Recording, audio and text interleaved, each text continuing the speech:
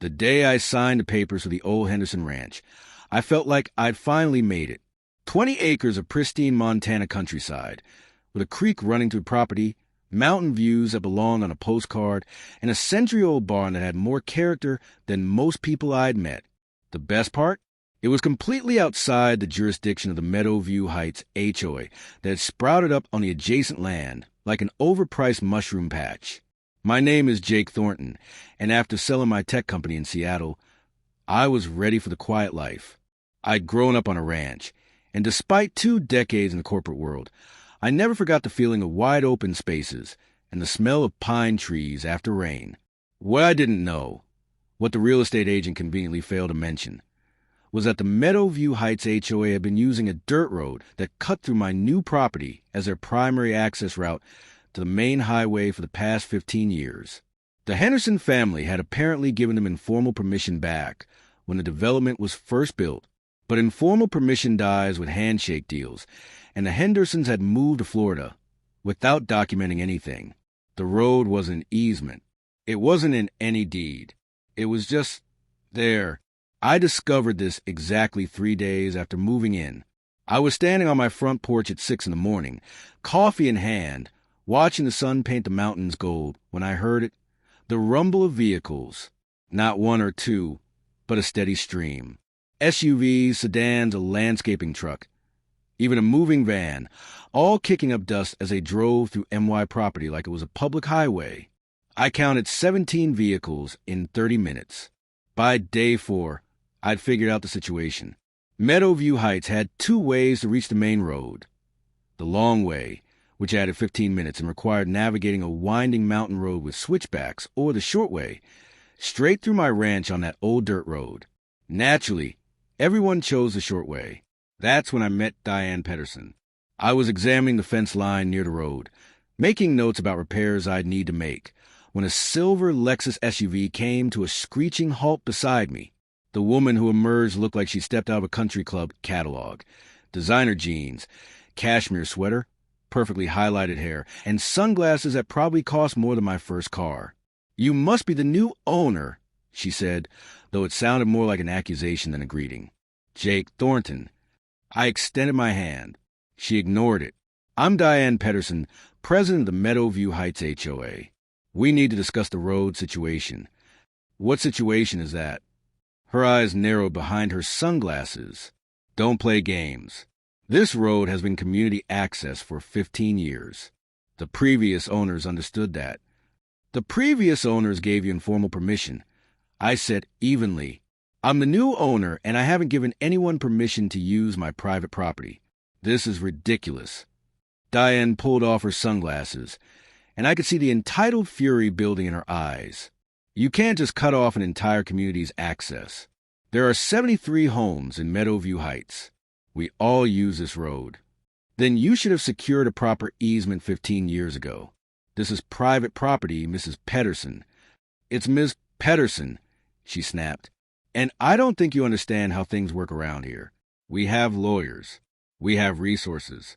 And we have community standards that we take very seriously."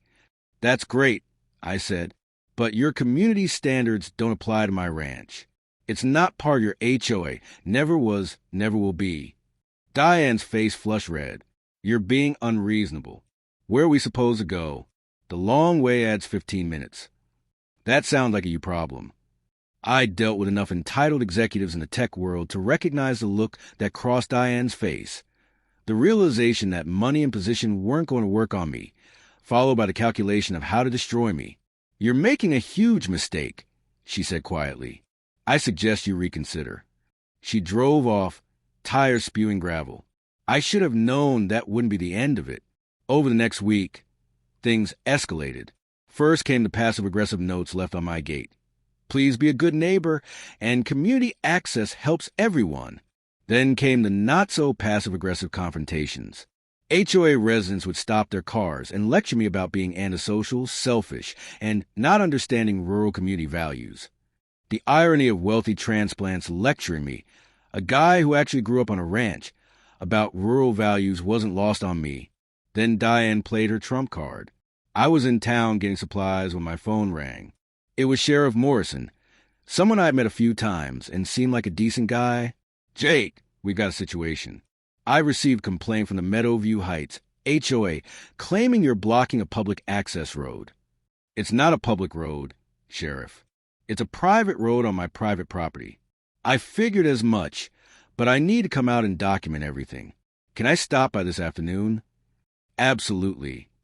Sheriff Morrison arrived at 2, and I walked him through the entire property, showing him the deed, the survey maps, and the complete absence of any recorded easement. He took photos, made notes, and shook his head.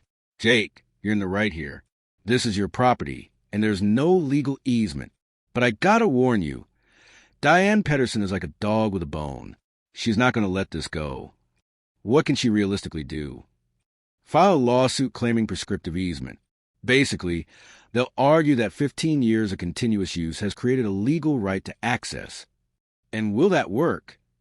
Depends. Montana law requires 20 years for a prescriptive easement. And from what I can tell, this road has only been used for 15. Plus, it was permissive use, not adverse. You should be fine, but you'll need a lawyer. That night, I called my attorney from Seattle, Sarah Chun. She was a shark in the courtroom and had handled all my business deals.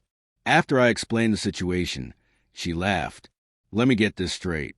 They used your property for 15 years without securing legal rights. And now, they're mad you won't let them continue. That's the summary. Don't change anything. Don't give them an inch.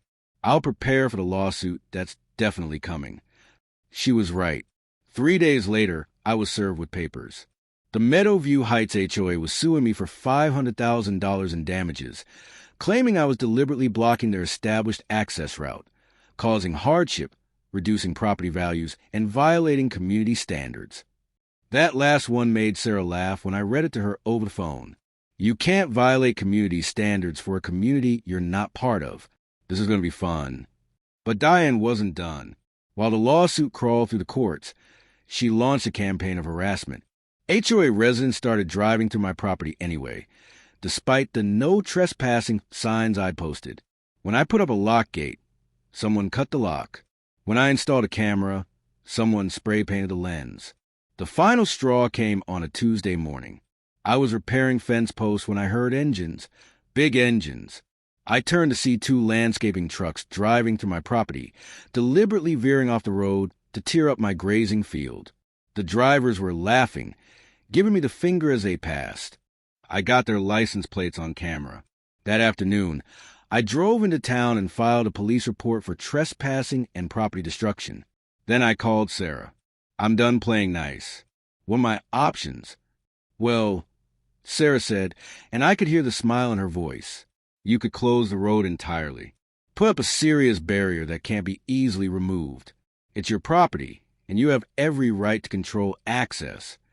What about their lawsuit? Their lawsuit is baseless, and we both know it. But here's the thing. If you close that road, they're going to have to use the long route, which is going to cause real problems for that community. Problems that will make them very motivated to settle. Settle for what? That's up to you. But you hold all the cards here, Jake. They need that road. You don't need anything from them. I spent the next 2 days thinking about it. I'm not a vindictive person by nature, but I'm also not someone who rolls over when pushed. Diane Petterson had decided to bully me, to use her HOA's resources to try and force me into submission. She'd encouraged her residents to trespass and destroy my property. It was time to remind her that property rights actually mean something. I called a local contractor I befriended, a guy named Ray who'd helped me with some barn repairs. Ray, I need a favor. I need you to build me a cattle guard at the entrance to that disputed road. And I need a serious gate, steel 8 feet tall, with a lock that would take an angle grinder to cut through. Ray grinned. Having trouble with the HOA folks. You could say that. I'll have it done by Friday. Friday morning came, and Ray's crew showed up at dawn. By noon, they'd installed a cattle guard that would destroy the suspension of any car that tried to cross it, and a gate that looked like it belonged at a military installation. I hung a simple sign. Private property, no trespassing. Violators will be prosecuted. The reaction was immediate and explosive. By 3 p.m., Diane was at my gate, standing outside because she couldn't get through, screaming into her phone. Within an hour, a crowd of HOA residents had gathered, looking at the gate like it was a Berlin Wall. My phone rang. It was Sarah, laughing. I just got a very angry call from the HOA's attorney. They want to negotiate. Already? Apparently, nobody in that community realized how much they'd been depending on your road until they couldn't use it anymore. The long route is a nightmare, especially during evening rush hour. I'm getting reports of 45-minute commutes turning into 90 minutes. Good. So, what do you want from them? I thought about it. I thought about Diane's entitled attitude, about the trespassing, about the property damage. Then I thought about what I actually needed. I want 3 things. First, a formal written apology from the HOA board, acknowledging they had no legal right to use my property.